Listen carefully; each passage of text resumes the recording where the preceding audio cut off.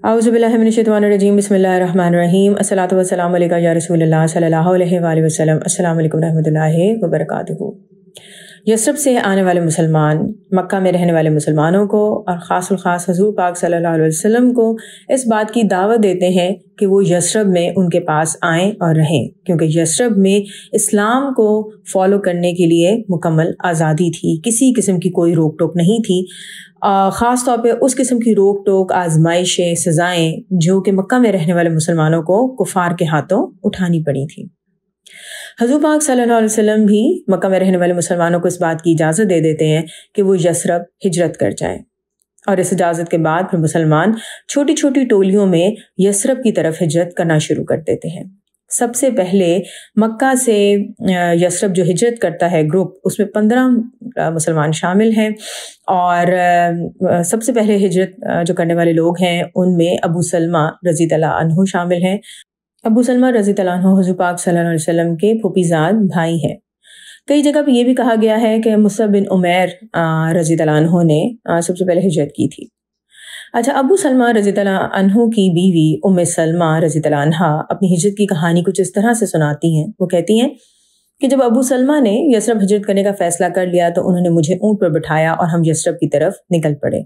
हमारा बेटा सलमा मेरी गोद में था। जिस वक्त हम जा रहे थे तो मेरे कबीले बनी मुगीरा के कुछ लोगों ने हमें देख लिया। वो हमारे पास आए और अबू सलमा से कहने लगे, तुम्हारे मामले में तो हमारा बस नहीं चलता, लेकिन तुम्हारी बीवी का ताल्लुक हमारे कबीले से है, ये हमारी बेटी है, हम इसे कैसे छोड़ सकते हैं? तुम इसे न जाने कहाँ कहाँ लेकर फिरते रहोगे, ये तुम्हारे साथ नहीं जा सकती। इस बात पर झगड़ा शुरू हो गया। मेरे कबीले बनी मुगीरा के लोगों ने अबू सलमा से मेरे ऊँट की महार छीन ली। जब अबू सलमा के कबीले के इल्म में ये बात आई तो वो अबू सलमा की मदद को पहुंच गए। उन्होंने कहा, खुदा की कसम, तुम लोगों ने अबू सलमा से इसकी बीवी छीन ली है, तो हम अपना बेटा सलमा तुम लोगों के पास नहीं रहने देंगे। ये हमारे कबीले का बेटा है, इस पर हमारा हक है। और यूं एक नई लड़ाई शुरू हो गई। अब तमाम लोगों के दरमियान झगड़ा हमारे बेटे सलमा के लिए था। खींचातानी हुई और इसी दौरान मेरे बेटे का हाथ निकल गया, यानी डिसलोकेट हो गया। मेरे कबीले बनी मुगीरा ने मुझे अपने पास रोक लिया। सलमा को बनी मखजूम ले गए और अबू सलमा यसरब चले गए।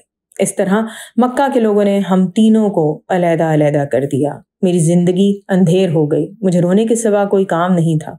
ना मेरा बेटा मेरे पास था और ना ही मेरा शौहर। एक दिन मेरे खानदान का एक समझदार आदमी है मेरे घर आया। उसने मुझे परेशानी में रोते हुए देखा तो कबीले वालों को कहा, क्यों इस बेचारी को दुख देते हो? तुमने इसे बेटे और इसके शौहर दोनों से जुदा कर दिया है। ये बहुत जुल्म है, इसे अपने घर वालों के साथ रहने दो।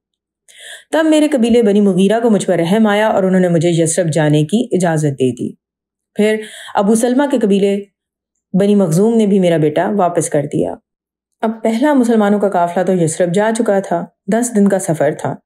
परेशानी की बात यह थी कि कोई मेरे साथ यसरब तक जाने को तैयार नहीं था। ये एक अलग मुसीबत थी। मैं ऊँट पर सवार हुई और बेटे को गोद में लेकर अकेले ही यसरब की तरफ चल पड़ी। सुभान अल्लाह।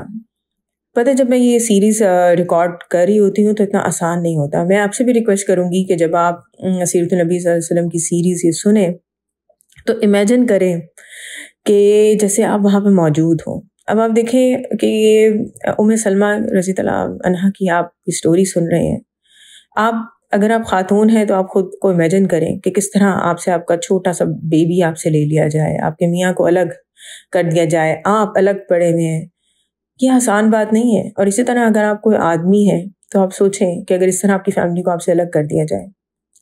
तभी तमाम सहाबा कराम रज़ियल्लाहु अन्हुम जो हैं और सहाबिया रज़ियल्लाहु अन्हा, उनकी जो कुर्बानियाँ हैं हम कभी उनका सोच भी नहीं सकते।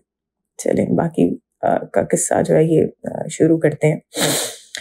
वो कहती हैं कि जब मैं अकेली ऊँट पर सवार होकर अपने बेटे को गोद में लेकर यसरब की तरफ चल पड़ी तो मक्का से निकलकर 6 किलोमीटर दूर मुकाम तनीम तक पहुंची तो मेरी मुलाकात उस्मान बिन तलहा बिन अबू तलहा से हुई। उस्मान का ताल्लुक बनी अब्दुलदार से है। उन्होंने मुझसे पूछा, बिनते अबू उमैया, तुम कहाँ जा रही हो? मैंने कहा, अपने शौहर अबू सलमा के पास यसरब जा रही हूँ। उस्मान ने पूछा कि तुम्हारे साथ कोई है? मैंने कहा, मेरे साथ मेरा बेटा और अल्लाह के सिवा इस सफ़र पर जाने के लिए कोई नहीं है। عثمان نے مجھ سے کہا، خدا کی قسم میں تمہیں اکیلا نہیں چھوڑ سکتا، میں تمہیں یثرب خود چھوڑ کر آؤں گا۔ عثمان نے میرے اونٹ کی نکیل پکڑی اور میرے ساتھ چلنے لگا۔ میں نے پورے عرب میں عثمان بن طلحہ جیسا حیادار آدمی نہیں دیکھا۔ جہاں بھی رکنا ہوتا عثمان میرے اونٹ کو بٹھاتا اور خود دور چلا جاتا۔ جب میں اونٹ سے اتر جاتی اور آرام کے لیے کسی سائے والی جگہ پہ بیٹھ جاتی، میرا سامان نیچے اتار کر وہ اونٹ کو باندھ کر خود کہیں دور جا کر آرام کرتا تھا۔ جب دوبارہ سفر شروع کرنے کا وقت ہوتا تو مجھے دور سے آواز دیتا کہ اونٹ پر سوار ہو جاؤ۔ میرے سوار ہونے پر اونٹ کی نکیل پکڑتا اور آگے آگے چلتا رہتا۔ جب ہم قبا میں بنی عمرو بن عوف کے علاقے میں پہنچ گئے تو عثمان یہ کہہ کر مکہ واپس چلا گیا، تمہارا شوہر اس بستی میں ہے، جاؤ خدا تمہیں برکت دے۔ عثمان بن طلحہ اس وقت تک ایمان نہیں لائے تھے۔ میرے علم کے مطابق ہجرت کے سلسلے میں سب سے زیادہ تکلیفیں ہمارے گھرانے کو پیش آئیں۔